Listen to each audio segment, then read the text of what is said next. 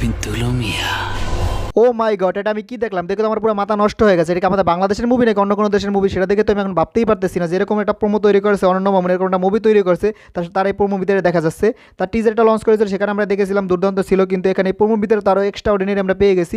অন্য মামুন এখানে তার রিলেটেড জানানোর জন্য আজকে দরদম একটা প্রোমো লঞ্চ করেছে, সেই প্রোমো আমার কাছে দুর্দান্ত লেগেছে। আপনাদের কাছে কেমন লাগলো অবশ্যই আপনার কমেন্টে জানিয়ে যাবেন। শাকিব খানের অ্যাক্টিং দেখে তো আমি পুরো ফিদা। এই লোকটা কীভাবে পারে এরকম প্রত্যেকটা ক্যারেক্টারকে এইভাবে ডিপেন্ড অভিনয় করতে?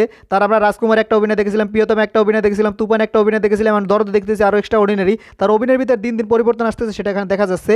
এই প্রোমোটা আমার কাছে দুর্দান্ত লেগেছে। শাকিব খানের অ্যাক্টিং, সোনাল চৌহানের অ্যাক্টিং সব দুর্দান্ত ছিল। এই প্রোমোতে শুধু 2-3টা ডায়লগ ব্যবহার করা হয়েছে। একটা ডায়লগ বলা হয়েছে যে আমার বউকে খুশি করার জন্য আমি একটা না 1000টা খুন করতে পারি। মানে শাকিব খান তার স্ত্রীকে খুশি করে, মানে সোনাল চৌহান এখানে তার স্ত্রী থাকবে মুভির ভিতরে, তাই তার স্ত্রীকে খুশি করার জন্য একটা না 1000টা খুন করতে পারে। হয়তো তার সাথে এমন কোনো কিছু হয়েছে যার জন্য সে এরকম খুন করার জন্য উঠিয়া পড়িয়া লাগিয়েছে। যে আমার বউকে খুশি করলো সে আমার দোষ, আর যে আমার বউকে কষ্ট দিলে সে আমার দুশ্মন, এরকম একটা ডায়লগ দেয়। এবং তারপর আমরা এখানে কিন্তু কয়েকটা অ্যাকশন সিন দেখতে পাই। প্রত্যেকটা অ্যাকশন সিন আমার কাছে ভালো লেগেছে। আমার কাছে মনে হয় যে সাউথ স্টাইলে অ্যাকশন সিন এখানে দেওয়ার চেষ্টা করছে তারা, এবং সেখানে সার্থক হয়েছে, সেটা দেখা যাচ্ছে অ্যাকশন সিনগুলোর ভিতরে।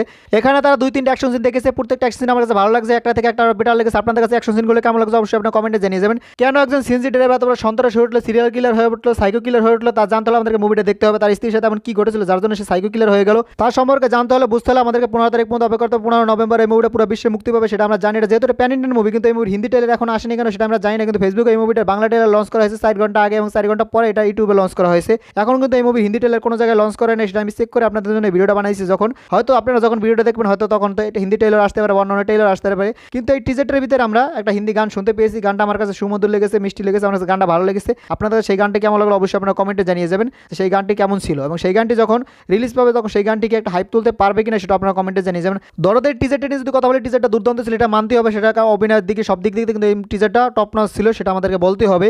কিন্তু অর্ণমোহন তারপর এখানে একটা তার কথা রাখতে পারেনি। তো অর্ণমোহন বলেছিল যে প্রত্যেকটা কন্টেন্ট আগে হিন্দিতে রিলিজ দেওয়া, পরে বাংলা রিলিজ দেওয়া হবে, অন্য ভাষায় রিলিজ দেওয়া হবে।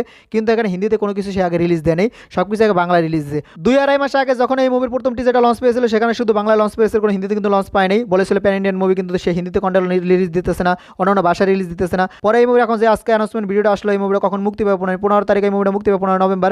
সেখানে এখন কিন্তু হিন্দি কিন্তু লঞ্চ করা হয়নি, হয়তো কিছুক্ষণের মধ্যে হিন্দিতে লঞ্চ করতে পারে। আপনারা যখন ভিডিওটা দেখবেন যদি লঞ্চ না করে, তাহলে দেখা মনে হয় এটা বাংলায় রিলিজ করা হবে, মানে হয়তো অন্য ভাষায় রিলিজ করবে না, শুধু বাংলায় রিলিজ করতে পারে তারা। আর যদি হিন্দি টিচার আসে অবশ্যই আমি আপনার রিভিউ নিয়ে চলে আসবো। তার কারণ হিন্দি টিচার সুপারস্টার শাকিব খানের বয়সটা কেমন হয়েছে, তার সাথে মানিয়েছে কিনা তা নিয়ে অবশ্যই কথা বলার আছে। আর ভিডিও যদি ভালো লাগে বেশি বেশি শেয়ার করবেন যাতে সবাই ভিডিও দেখতে পারে। ভিডিও শেষ পর্যন্ত থাকার জন্য অসংখ্য ধন্যবাদ। টেল দেন টেক কেয়ার, দেখা হবে নেক্সট কোন ভিডিওতে। ততক্ষণ ভালো থাকুন, সুস্থ থাকুন, বাই বাই।